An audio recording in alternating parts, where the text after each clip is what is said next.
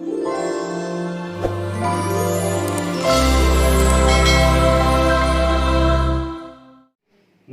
दोस्तों, एक बार फिर से आप सभी का स्वागत है मेरे इस चैनल पांडे क्लासेस में। तो good evening to all of you once again. और मैं आज जो आपके लिए टॉपिक लेके आया हूं जिसका नाम है न्यू एजुकेशनल पॉलिसी 2020, नई शिक्षा नीति जो 2020 में बदलाव हुए हैं एक दो दिन पहले, उसी के बारे में हम आज डिस्कस करने वाले हैं। तो सबसे पहले दोस्तों आपको बता दूं कि ये न्यू एजुकेशनल पॉलिसी 2020 है क्या। तो बेसिकली 34 सालों के बाद, 34 इयर्स के बाद हमारी जो एजुकेशनल पैटर्न है ना वो चेंज कर दी गई है। और HRD minister, human resource development मंत्रालय के द्वारा ये चेंजेस लाई गई है। और अब HRD मिनिस्ट्री जो है उसका नाम चेंज करके मिनिस्ट्री ऑफ एजुकेशन भी कर गया है। तो सबसे पहले हम बात कर रहे थे कि आफ्टर 34 इयर्स, 34 सालों के बाद जो नई शिक्षा नीति आई है वो क्या है। तो बेसिकली ये 5 + 3 + 3 + 3 + 4 मींस 5 साल, 3 साल, 3 साल, 4 साल, इस तरह से तोड़ के शिक्षा को करने का इसमें प्रावधान दिया गया है। जो अभी तक 10+2 स्टैंडर्ड की एजुकेशन थी हमारी पैटर्न, उसको हटा के ये पैटर्न दिया गया है। तो सबसे पहले मैं आप सभी को समझाना चाहूंगा कि ये 5+3+3+4 पैटर्न ऑफ सिलेबस क्या है।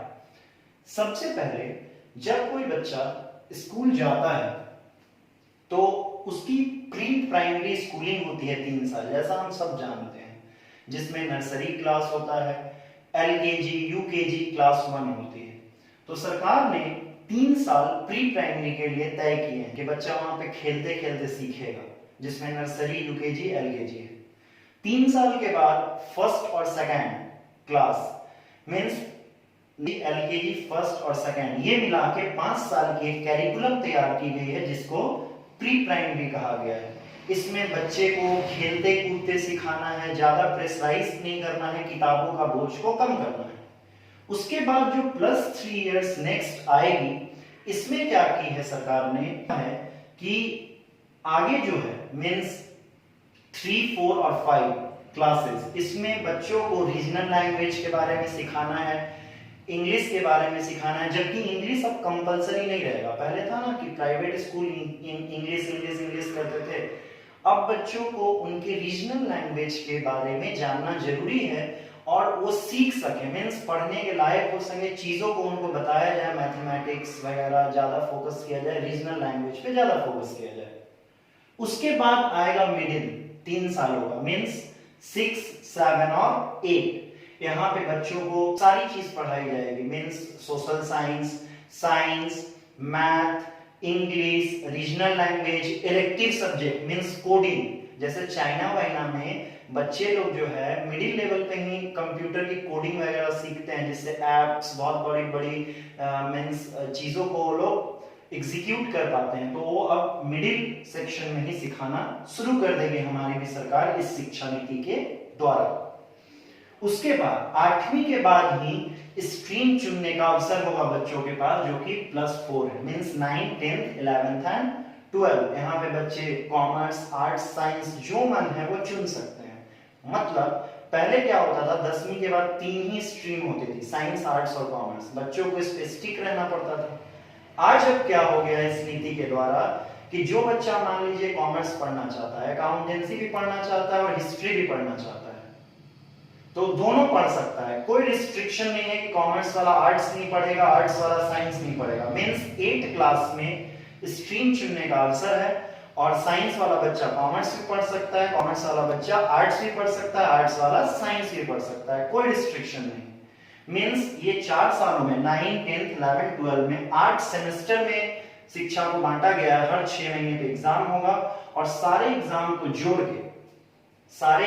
को जोड़ के बच्चे की इवैल्यूएशन होगी, ना कि एक फाइनल एग्जाम के द्वारा उसकी इवैल्यूएशन होनी है। पहले बच्चे क्या करते थे, कोई बच्चा पढ़ा नहीं, साल भर महीने 2 महीने पढ़ा, रट लिया, पास हो गया, 80% लिया है। मींस रोट टेक्नोलॉजी को हटाया जाना था। मेरे लिए बहुत अच्छा है और बच्चों के लिए मेरे हिसाब से बहुत अच्छा है, क्योंकि मैं हमेशा कंसेप्चुअल और एनालिटिकल चीजों पे जाता हूँ। तो सबसे पहली जो कंफ्यूजन है, सबसे पहली कंफ्यूजन बच्चों और खासकर अभी टीचर्स में देखी जा रही है कि ये जो न्यू एजुकेशनल पॉलिसी है, क्या इस न्यू एजुकेशनल पॉलिसी के आने से क्या 10th और 12 में जो अभी बोर्ड हो रहे थे 10+2 पैटर्न के हिसाब से वो नहीं होंगे? तो भैया इस कंफ्यूजन को पहले दूर करें। श्योरली बोर्ड एग्जाम्स होंगे, जैसे 10+2 सिलेबस पैटर्न में हो रहे थे वैसे ही होंगे। 10th और 12 बोर्ड नहीं हट रहा है, ये एनईपी न्यू एजुकेशनल पॉलिसी में भी रहेगा। अब आते हैं हम सेकेंड कंफ्यूजन में, ठीक है। सेकेंड कंफ्यूजन क्या है लोगों की? Is different publication books are allowed by the schools as like in 10+2 system pattern. जिस तरह से 10+2 पैटर्न एजुकेशन सिस्टम चल रही थी, उसमें मतलब प्राइमरी में अलग पब्लिकेशन की बुक्स, मिडिल में अलग पब्लिकेशन की बुक्स स्कूल अपने हिसाब से, अपनी कन्वीनियंसी के हिसाब से देती थी अभिभावकों को, और पेरेंट्स उसको खरीदते थे और स्कूल वही चलाते थे। इस मनमानी पे रोक लगेगा इसमें। अब क्या है, ये जो पहले प्री प्राइमरी के जो 5 साल है, इसमें भी एनसीईआरटी कैरिकुलम बनाएगी, और जो वो कैरिकुलम और नोटिफिकेशन बना के स्कूलों को भेजेगी, उसी हिसाब से इनको पाठ्यक्रम चलाना है। +3 वाले में भी वही करना है, +3 वाले में भी वही करना है, और 4 वाले में भी वही करना है। मीन्स एक तरह से जो बहुत समय से गार्जियन लोग स्कूल की मनमानी पे रोक लगाना चाहते थे, बुक्स की कमीशन खोरी में, नाजायज बुक्स को खरीदवा के और मोटा बस्ता करने में, उसमें अच्छा एक इनिशिएटिव है गवर्नमेंट का। थर्ड जो कंफ्यूजन होती है या है सभी के मन में अभी, कि जो नेशनल एजुकेशन पॉलिसी एनईपी है, क्या ये बच्चों के रिजल्ट को प्रभावित करेगा? NEP affect the result of the student? क्या ये टफ हो जाएगा बच्चों के लिए, क्या इजियर होगा? तो इसका जो मैं आपको जवाब देने जा रहा हूं, it is very good for students, specially ये बच्चों के लिए लाभदायक है, क्योंकि ये रोड टेक्निक नहीं है, रट्टू विद्या पंथ जो चल रहा था अभी तक, रट्टू वाली पद्धति वो वाली नहीं है। ये पूरी एक कॉम्प्रिहेंसिव स्टडी पैटर्न है। मीन्स जो साल भर पढ़ेगा अच्छे से ना, वही अच्छा इसमें कर पाएगा। दूसरी बात ये भी है कि महीने 2 महीने लास्ट में साल के पढ़ के यहाँ पे कोई अच्छा कर नहीं सकता है, क्योंकि भाई जैसे कि जो लास्ट का 5+3+3+4 जो 8 से 12 तक का बांटा गया था, उसमें 8 सेमेस्टर बनाए गए हैं। 8 सेमेस्टर में जो अच्छा पढ़ेगा ओवरऑल रिजल्ट उसका अच्छा होगा। अब जो 2 सेमेस्टर लास्ट का अच्छा पढ़ेगा, 6 में अच्छा पढ़ेगा नहीं, तो रिजल्ट कहां से अच्छी होगी? ये चीज है। अब रिजल्ट में भी प्रोग्रेस कार्ड में डिटेल्ड एनालिसिस लिखना है। डिटेल्ड एनालिसिस मतलब कि बच्चे ने क्या क्या किया है पूरे ये 5+3+3+4 मींस जो 4 है 8 से 12 तक, इस 8 सेमेस्टर में कितने को करिकुलर एक्टिविटीज में बच्चे ने पार्ट लिया है, उसका इंटरेस्ट किस किस सब्जेक्ट में है, कितना मेडल्स उसने लिया है, अपना खुद का सेल्फ असेसमेंट बच्चा करेगा कि हाँ हम किस कैटेगरी में हैं, फिर टीचर असेसमेंट देगा, फिर अलग अलग कितना उसने एग्जाम्स दिए हैं, कितना फॉर्मेटिव असेसमेंट हुआ है, क्लास टेस्ट हुआ है, मींस उसका एक यूनिकनेस किस चीज में है, इन सारे वहां पे असेसमेंट होगा। That will be in the confusion third answer, and it is very very good for the students, especially for 8 to 12, those who only study in last 1 or 2 months. So guys, मैंने अपनी तरफ से कुछ detail analysis की है NEP new educational policy 2020 के बारे में। वो एनालिसिस मैं आप सबके सामने रखना चाहूँगा। तो वो एनालिसिस अपनी पर्सनल फाइंडिंग से कुछ इस तरह है, मेहनत करके।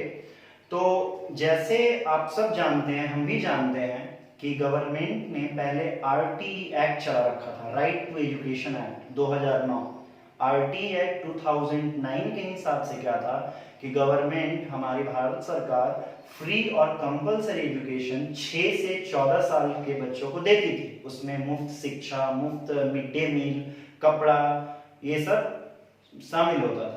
लेकिन एनईपी इसको और मजबूत करते हुए अब फ्री एंड कंपलसरी एजुकेशन जो है 3 साल से लेके 18 साल तक देने का इसमें प्लानिंग किया गया है।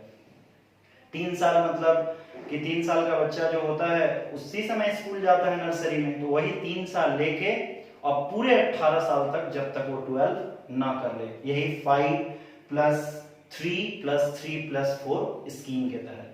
एक और चीज क्या की है सरकार ने कि हमारे जो भारत में हायर एजुकेशन की जो हमारा परसेंटेज है, मीन्स हायर एजुकेशन 12 के बाद हमारे भारत में जो हायर एजुकेशन की परसेंटेज है 12 के बाद ऑन एंड अराउंड 24-25% के आसपास अभी है। तो भारत सरकार का ये एम है कि बाय 2035 तक आते आते हमारी जो हायर एजुकेशन की परसेंटेज है इंडिया में वो बढ़ के 50 से 55% एटलीस्ट हो जाए, इसमें भी फोकस करता है एनईपी।